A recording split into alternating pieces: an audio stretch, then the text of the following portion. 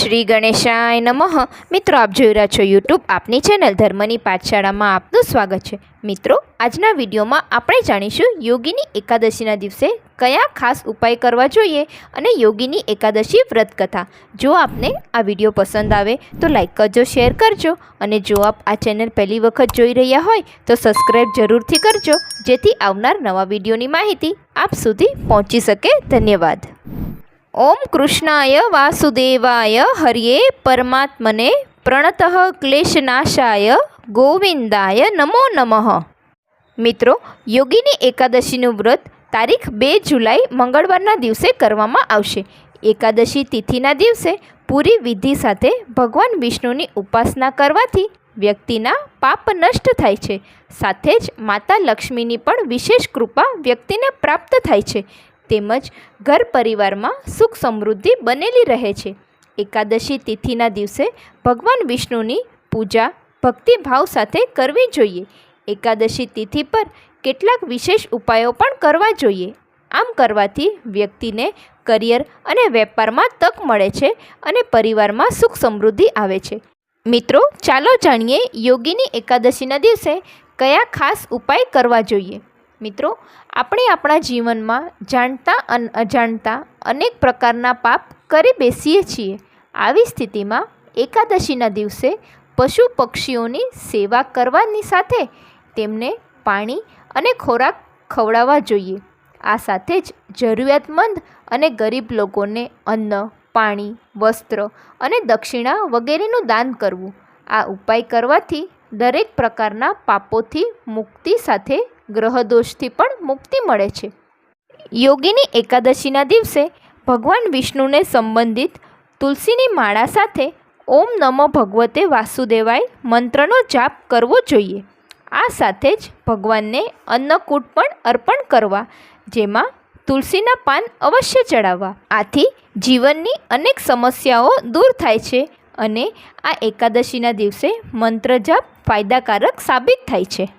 યોગીની એકાદશીના દિવસે સાંજે તુલસીના છોડ સામે ઘીનો દીવો પ્રગટાવવો શુભ માનવામાં આવે છે અને આ સાથે તુલસી માતાની 11 પરિક્રમા કરવી જોઈએ. આવું કરવાથી અનેક પ્રકારના પાપોમાંથી મુક્તિ મળે છે અને ભગવાન વિષ્ણુની સાથે માતા લક્ષ્મી પણ ખૂબ જ પ્રસન્ન થાય છે. યોગીની એકાદશીના દિવસે ભગવાન વિષ્ણુની સાથે માતા લક્ષ્મીનો કેસર મિશ્રિત જળથી અભિષેક કરવો જોઈએ. આમ અભિષેક કરવાથી લક્ષ્મીનારાયણ પ્રસન્ન થાય છે અને ભક્તને આર્થિક સમૃદ્ધિ પ્રદાન કરે છે. યોગીની એકાદશીના દિવસે શુભ મુહૂર્તમાં પૂજા સ્થળે 11 ગોમતી ચક્ર મૂકવા. આ પછી સ્ફટિકની માળાથી શ્રી મહાલક્ષ્મી શ્રીએ નમઃ મંત્રનો 11 વખત માળા કરવી જોઈએ. ત્યારબાદ આ ગોમતી ચક્રને લાલ વસ્ત્રમાં બાંધીને ઘરની તિજોરીમાં અથવા ધનની સ્થાન પર મૂકી દેવું. આ ઉપાય કરવાથી શ્રી લક્ષ્મી ઘરમાં સ્થિર રહે છે અને ઘરમાં ક્યારેય ધાન્યની ખોટ આવતી નથી. યોગીની એકાદશીના દિવસે પીપળાના વૃક્ષને જળ અર્પણ કરવું અને તેની વિધિવત પૂજા કરવી જોઈએ. આમ કરવાથી વ્યક્તિનો આર્થિક બોજ હળવો થાય છે અને તેને દેવામાંથી મુક્તિ મળે છે. યોગીની એકાદશીના દિવસે પીળા વસ્ત્ર અવશ્ય ધારણ કરવા જોઈએ અને ભગવાન વિષ્ણુનો નારાયણ કવચ અથવા વિષ્ણુ સહસ્ત્ર નામનો પાઠ કરવો જોઈએ. આમ કરવાથી ભગવાન વિષ્ણુ પ્રસન્ન થાય છે અને વ્યક્તિને ધન ધાન્ય પ્રદાન કરે છે. યોગીની એકાદશીના દિવસે દક્ષિણાવર્તી શંખમાં ગાયનું દૂધ ભરીને ભગવાન વિષ્ણુનું અભિષેક કરવું.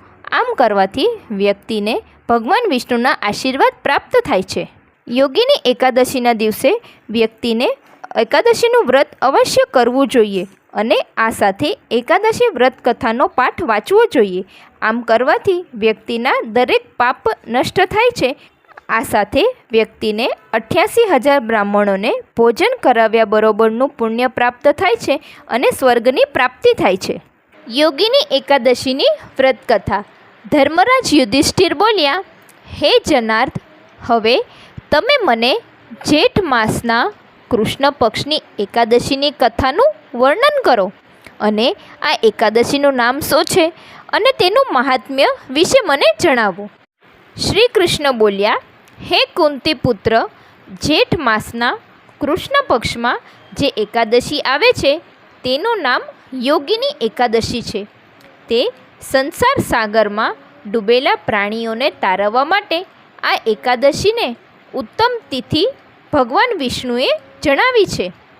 આ એકાદશીનું વ્રત કરનાર માણસ ગમે તેવો પાપી હોય તો પણ એને નરકના દરવાજા જોવા પડતા નથી.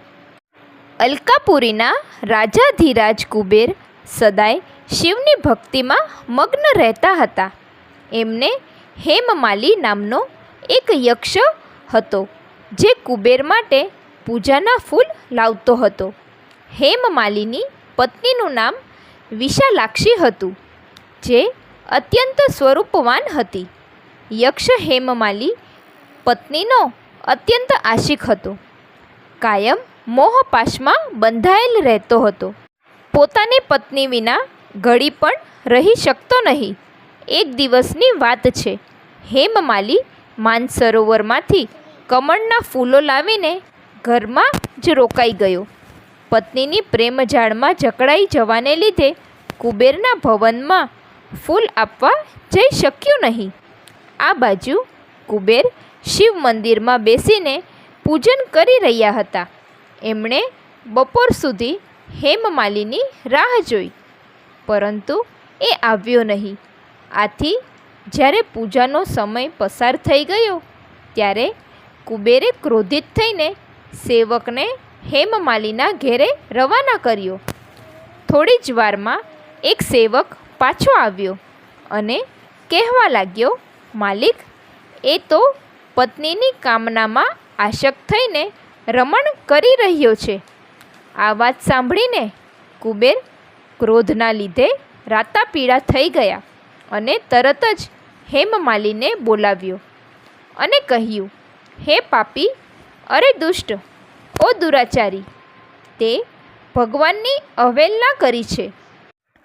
આથી ક્રોધથી યુક્ત અને પોતાની પ્રિયતમાથી વિમુક્ત થઈને તે આ સ્થાનથી દૂર બીજે ચાલ્યો જા. કુબેરના કહેવાથી એ સ્થાનથી એનું પતન થયું. ક્રોધથી આખું શરીર પીડિત થયું, પરંતુ શિવ પૂજાના પ્રભાવથી એની સ્મરણ શક્તિ જળવાઈ રહી. ત્યારબાદ એ ફરતો ફરતો મેરુ શિખર ગયો. ત્યાં મુનિ શ્રી માર્કંડેયજીના તેને દર્શન થયા. પાપકર્મી યક્ષે મુનિના ચરણોમાં પ્રણામ કર્યા. મુનિ માર્કંડેયજીએ એને ભયથી કાંપતો હોવાથી પૂછ્યું, તને આવો ભયંકર ક્રોધ શા કારણે થયો? યક્ષ બોલ્યો, મુનિશ્રી, હું કુબેરનો અનુચર હેમમાલી છું. હું દરરોજ માનસરોવરમાંથી ફૂલો લાવીને કુબેરજીને આપતો, પણ એક દિવસ પત્નીના સહવાસના સુખમાં ફસાઈ જવાના કારણે મને સમયનું ભાન રહ્યું નહીં. આથી કુબેરજીએ ક્રોધિત થઈને મને શ્રાપ આપ્યો. આથી હું ક્રોધથી ઘેરાઈને મારી પત્નીથી વિખૂટો પડી ગયો છું. હે મુનિવર, સંતો તો પરોપકારી હોય છે. આથી મારા આ દુઃખનો કોઈ ઈલાજ કહો પ્રભુ. માર્કંડેયજીએ કહ્યું, તારી વાત સાચી છે. આથી હું તને તારું કલ્યાણ થાય, તું આ દુઃખમાંથી મુક્ત થઈ જાય અને શ્રાપમાંથી પણ તું મુક્તિ મેળવે એવું વ્રત તને જણાવું છું. તું જેઠ માસની કૃષ્ણ પક્ષમાં જે એકાદશી આવે છે તેનું વ્રત કર. આ વ્રતના પુણ્યના પ્રભાવથી તું શ્રાપમાંથી મુક્ત થઈ જઈશ. હે રાજન, માર્કંડેયજીના ઉપદેશથી એણે યોગિની એકાદશીનું શ્રદ્ધાપૂર્વક વ્રત કર્યું. એ વ્રતના પ્રભાવથી એને શ્રાપમાંથી મુક્તિ મળી.